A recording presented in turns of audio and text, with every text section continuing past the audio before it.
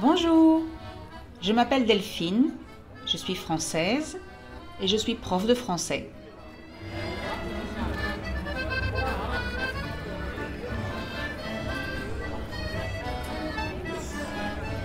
Je veux vous aider à parler mieux en français. Mais pour parler mieux, il faut aussi écouter et comprendre. Alors bienvenue à French to Go, un podcast tout en français où je vous parle de ma vie au quotidien.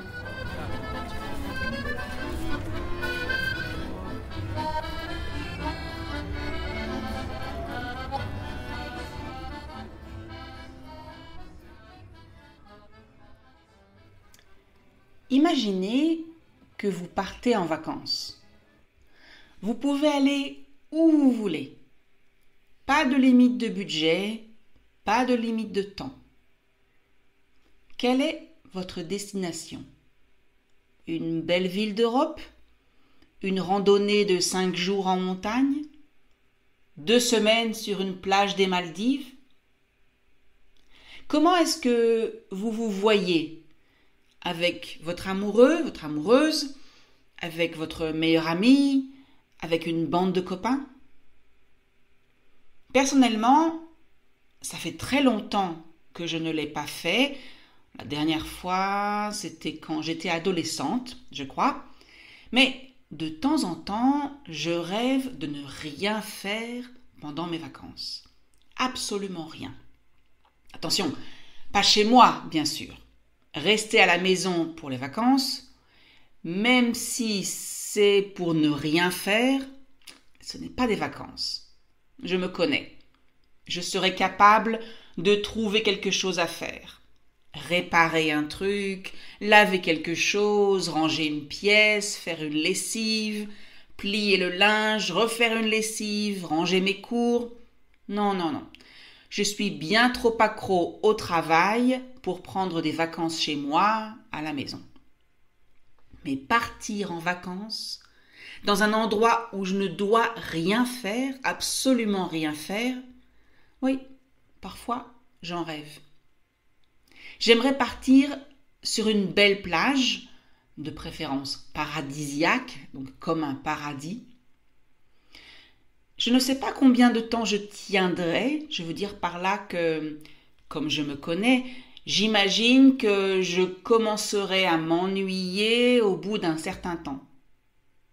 Bien sûr, j'irai nager, je me reposerai, je lirai, j'écouterai de la musique, des podcasts, je regarderai le paysage. Ah oui, parce qu'évidemment, le paysage sera magnifique.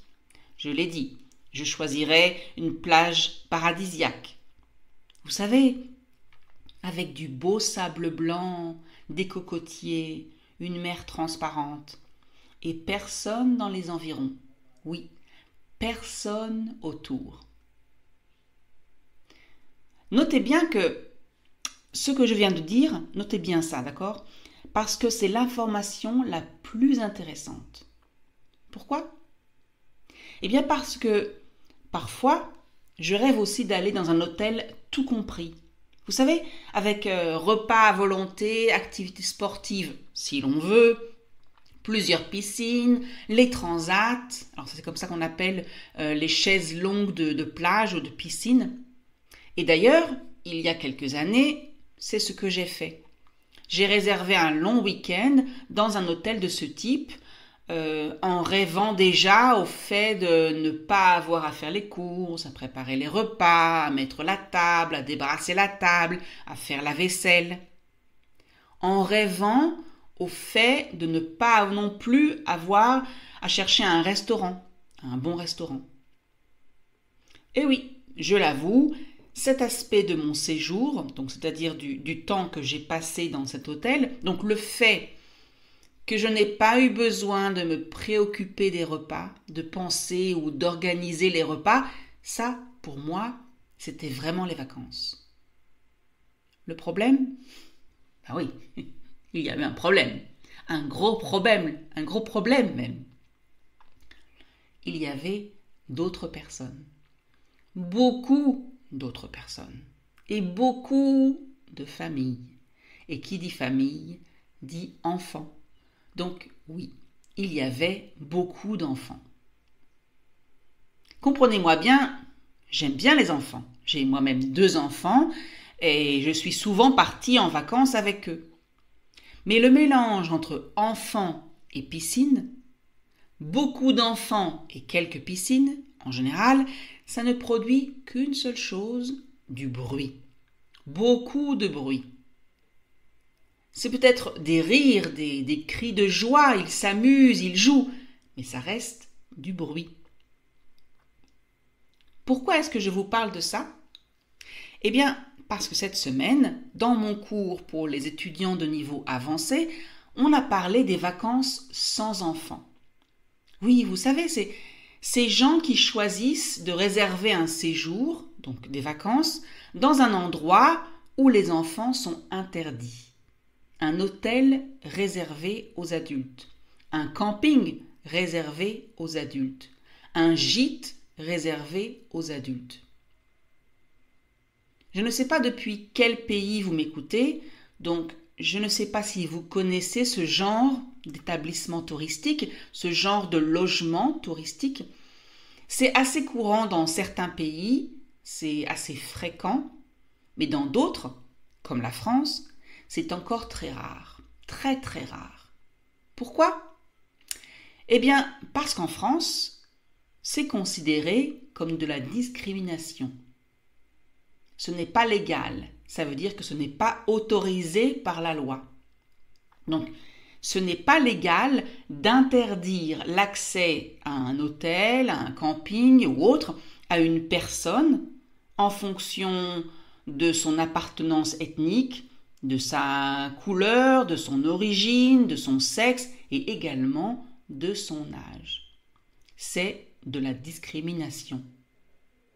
Bien sûr, il existe quelques hôtels en France qui acceptent uniquement des réservations pour des personnes adultes, mais en général, ils cherchent des excuses, ils donnent des explications bidons à cela. Alors quand on dit une explication bidon ou une excuse bidon, ça veut dire que c'est une explication qui n'a pas de fondement, qui n'est pas vraie, qui est fausse. Vous voulez un exemple d'excuse bidon donnée par des hôtels? Eh bien, par exemple, ils vont dire que la piscine n'est pas aux normes pour la sécurité des enfants, elle est dangereuse. Voici une excuse bidon pour ne pas accepter d'enfants dans l'hôtel. Alors, qu'est-ce que vous en pensez? Des hôtels uniquement pour adultes, ça vous choque? Vous trouvez ça normal? Vous pensez que c'est de la discrimination? Honnêtement, je n'avais jamais pensé à cet aspect. La première fois que je suis allée dans un hôtel de ce type, pas en France, mais à l'étranger, j'ai été assez étonnée. En fait, je ne savais pas que l'hôtel était réservé aux adultes, mais j'ai réalisé, au bout de quelques heures sur place, que je ne voyais pas d'enfants. Et la personne avec qui j'étais là-bas m'a dit « évidemment, l'hôtel est interdit aux enfants. » Je vais peut-être vous paraître méchante, cruelle, je ne sais pas. En tout cas, c'était le vrai bonheur. L'endroit était calme, on pouvait se reposer autour de la piscine sans être dérangé par le bruit. D'ailleurs, l'hôtel était aussi interdit aux groupes. J'imagine pour le même principe. Quand un groupe se trouve dans un hôtel, en général, les membres du groupe se rassemblent au restaurant, à la piscine, ils parlent plus fort, ils crient, et donc le bruit est encore un problème. Bref, un hôtel réservé aux adultes, ça ne m'a pas choquée. Tant que ce n'est pas la majorité des hôtels et qu'il reste encore beaucoup d'hôtels où les familles peuvent venir avec leurs enfants, je ne vois pas vraiment le problème de réserver certains établissements aux adultes. Cela dit, on peut se demander pourquoi les gens cherchent précisément des hôtels de ce genre. Pourquoi est-ce que certaines personnes réservent précisément un séjour dans un hôtel interdit aux enfants? Dans l'article sur lequel on a travaillé en cours, on pouvait lire plusieurs témoignages et pas seulement de personnes sans enfants. Il y avait par exemple le témoignage, donc le récit d'une directrice de crèche. Alors la crèche, c'est l'endroit où les parents laissent leurs enfants de moins de 3 ans pendant la journée quand ils travaillent. On peut être sûr, ou en tout cas espérer, que cette personne aime les enfants. Mais on peut aussi facilement comprendre pourquoi, quand elle est en vacances, elle préfère ne pas être entourée d'enfants. Après tout, le principe des vacances, c'est de sortir de la routine, de changer d'air, comme on dit, de voir autre chose, de faire autre chose que ce que l'on fait chaque jour tout au long de l'année. Donc, c'est assez logique que cette personne préfère être entre adultes pendant ses vacances.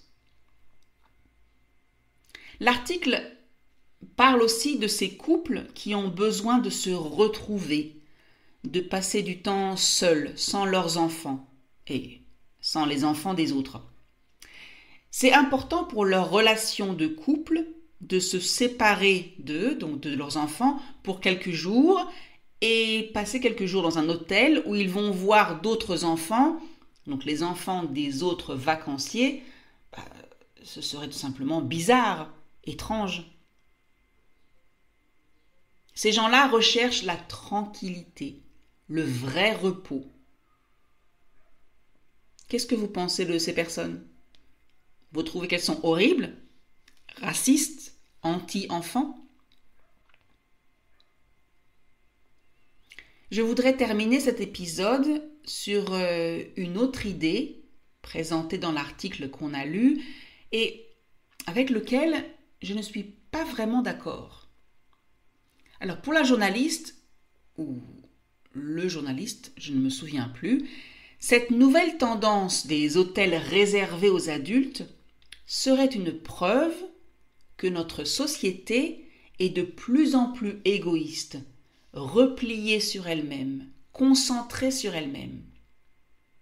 Je répète, cette nouvelle tendance des hôtels réservés aux adultes serait une preuve que notre société est de plus en plus égoïste, repliée sur elle-même, concentrée sur elle-même. Ce serait une preuve que les gens sont de plus en plus individualistes, ne supportent plus les autres. Je ne sais pas ce que vous en pensez, mais pour moi, choisir d'aller dans un hôtel réservé aux adultes n'est pas un signe qu'on n'aime pas les autres, qu'on n'aime pas les enfants. Dans notre vie, il y a un temps pour tout.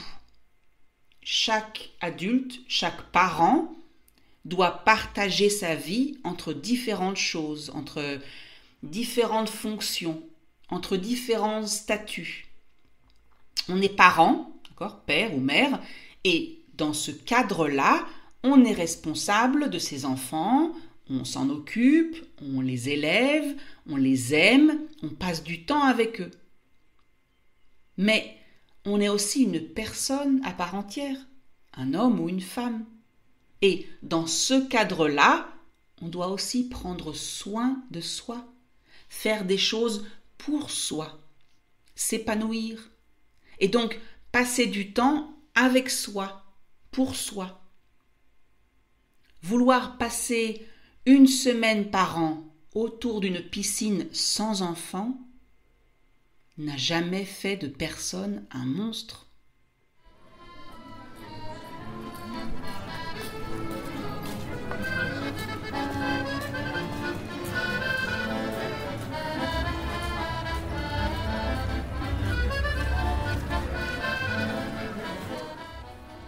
Et voilà, c'est fini pour aujourd'hui. J'espère que vous avez aimé cet épisode.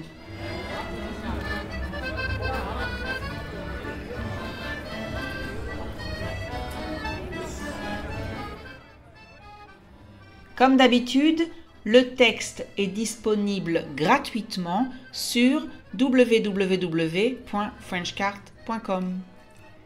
Si vous aimez French to Go, laissez un commentaire, likez, partagez avec vos amis. Merci, merci.